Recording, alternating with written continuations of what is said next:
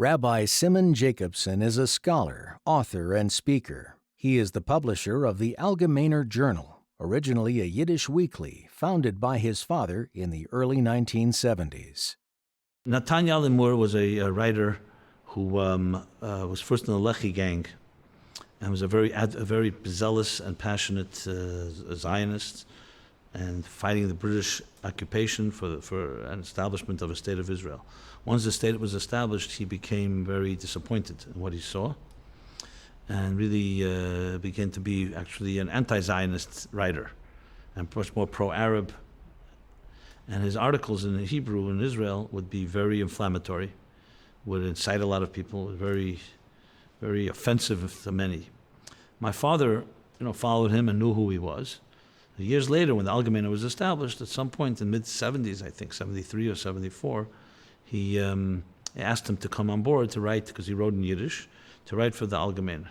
Now, he asked my father, he says, you know that my writing is not exactly the same line of thought that you have. He says, yeah, it's a newspaper. We won't censor you. It's good for the paper to have your voice. And he began writing, and many of his articles were inflammatory. My father would get very strongly criticized. Why are you publishing him? Now, not all articles were that way, but many were. And he was a very good writer. So he made a very good case and exposed many different angles of Israel's duplicity and hypocrisy and so on. And that was it, the newspaper. In Tov Shel Lamed Zayin, Rosh Hashaná, he was in New York, Natan Yellin-Mor, so my father invited him to our home for a meal and said, afterwards, the second day of Rosh Hashaná, there's a Farbrengen. We'll go over to the Farbrengen and you'll meet the Rebbe. Now, this was not his environment, but he respected the Rebbe, so he agreed. After the Farbrengen was Keshel Bracha. So my father called him over, put him in front of the line. They went over to the Rebbe. My father introduced him, Natan Yellin-Mor. The Rebbe smiled and said, "Das bist du?" Meaning, like he recognizes him. And the Rebbe says to him that you're not afraid of people that I know, because he would write these articles that were very inflammatory and didn't care what others thought. He wasn't ready for such a question. So he decided to just say one word. He says, Rebbe, mitracht. And the Rebbe said, was du das sagst zu trachten?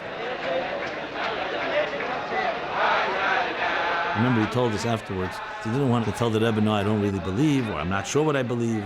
So he hinted to the Rebbe the story of Levi Yitzchak bar Ditchever. Levi Yitzchak bar Ditchever once saw a guy smoking on Shabbos and said to him, you probably don't know it's Shabbos today. So he said, I do know it's Shabbos. He says, so you probably don't know smoking is prohibited on Shabbos. He says, I know. Rebbe, I know it's Shabbos. I know you're not allowed to smoke. I don't believe.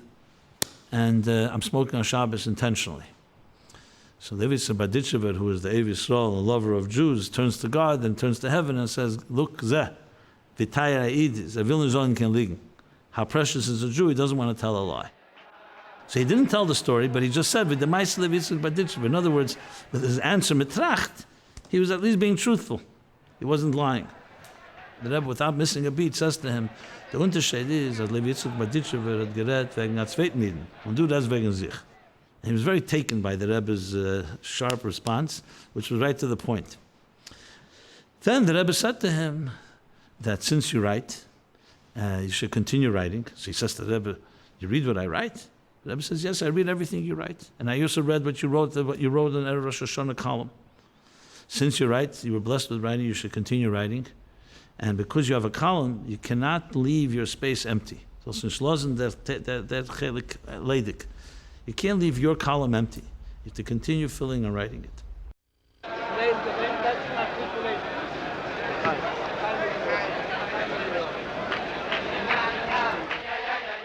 And that concluded the Keshel Bracha. They came home, my father and Natan Yellin-Mor, and they told the story. We were all very taken by this story. It was a powerful story. It was already 2 o'clock in the morning, 1 o'clock in the morning.